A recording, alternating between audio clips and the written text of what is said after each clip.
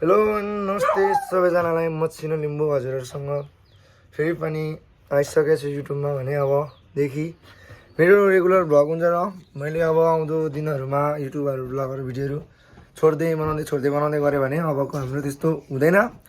पहिला म काठमाडौँमा बसेर अब बाइकको राइड गर्थेँ भने अहिले अब म के भन्छ बाइकदेखि नभएर म हिँडेको डुलेको भन्छ नि सपोज बाइकको खासै हुँदैन तर पनि म भ्लग हाल्नेछु र तपाईँहरूलाई धेरै माया र सम्झना छ मेरो तर्फबाट। अनि त्यसपछि अब हामी चाहिँ फाइनली म चाहिँ गाउँको घरमा आइसकेको छु क्या।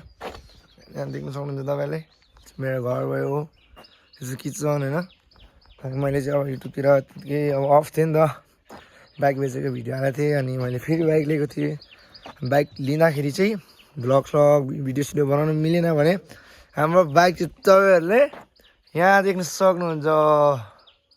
हाम्रो बाइक चाहिँ हो एक्जिस 250R है गाइस।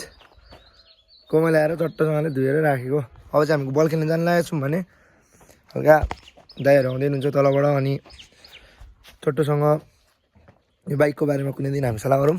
आज बाइक इम्पोर्टेन्ट छैन हाम्रो लागि पुरै होइन। आज हाम्रो भ्लग भन्दा नि छोटो इन्फर्मेसन तपाईँहरूलाई आउँछ।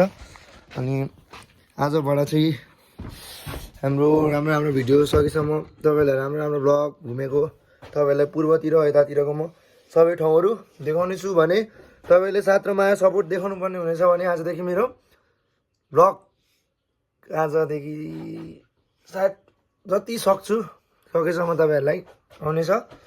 सबैजनाले धेरै माया गरिदिनु होला सम्झिदिनु होला अनि लाइक सेयर सब्सक्राइब नै हानिदिनु होला। धन्यवाद। लाग्यो त गाइस।